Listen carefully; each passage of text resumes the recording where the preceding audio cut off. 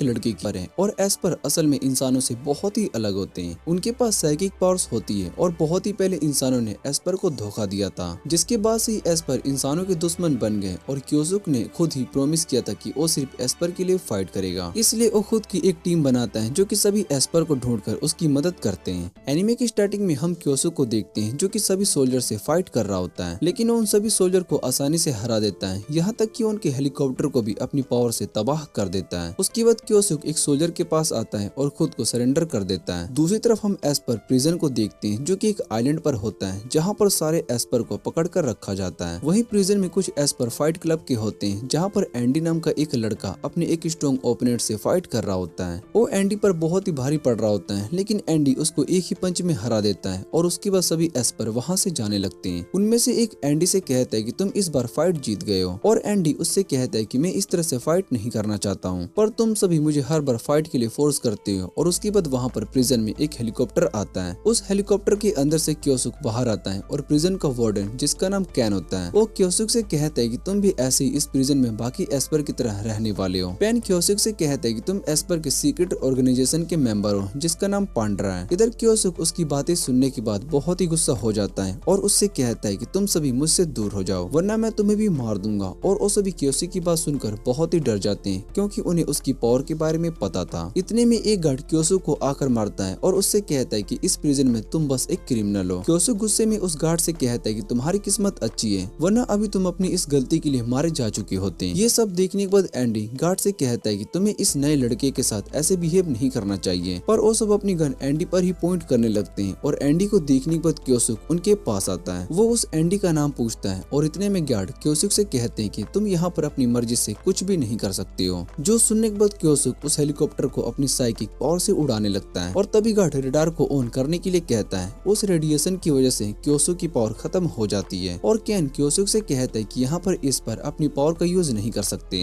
उसके बाद वो उन दोनों को जेल में बंद करने का ऑर्डर देता है और तभी क्योसुक देखता है कि वहाँ पर एक दूसरे क्रिमिनल को बाहर लेकर जाया जा रहा होता है क्योंकि उसकी हालत बहुत ही खराब हो चुकी होती है। और उसके बाद एंडी और क्योसुक दोनों को जेल में बंद कर दिया जाता है, जहाँ एंडी कहता है कि आखिर मैं इन सब जेल में क्यों फंस गया। और क्योसुक एंडी से कहता है कि तुमने आखिर मुझे बचाने की कोशिश ही क्यों की, जिस पर एंडी उसको बताता है कि मुझे इस पर्स पसंद नहीं है, लेकिन मैं इन गार्ड को एक हाई स्कूल स्टूडेंट के साथ ऐसे बिहेव करने नहीं दे सकता हूँ। फिर एंडी क्योसुक से पूछता है कि तुम पांड्रा ग्रुप के मेंबर हो, जिस पर क्योसुक उसको बताता है कि मैं पांड्रा ग्रुप का बॉस हूँ। जो सुनने के बाद एंडी कहता है कि अगर मैं इस प्रिजन से बाहर निकल पाया तो शायद से मैं तुम्हारी ग्रुप जरूर ज्वाइन करूंगा, पर इस प्रिजन से निकलना पॉसिबल नहीं है। और क्योसुक उससे पूछता है कि उस आदमी को प्रिजन से बाहर क्यों लेकर जाया जा रहा था।